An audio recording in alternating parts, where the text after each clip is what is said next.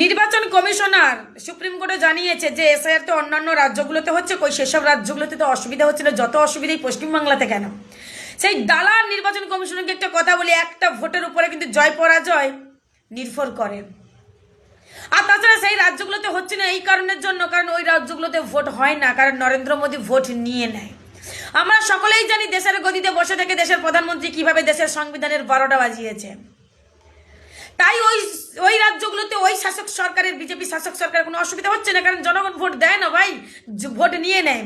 আর মমতা বন্দ্যোপাধ্যায়ের অসুবিধা হচ্ছে এই কারণের জন্য, মমতা বন্দ্যোপাধ্যায়ের কাছে ভোটটা ইম্পর্টেন্ট নয়, মানুষের জীবনটা ইম্পর্টেন্ট। এসআইআর করে প্রচুর মানুষকে নির্বাচন কমিশনের মৃত্যুর মুখে ঠেলে দিয়েছে।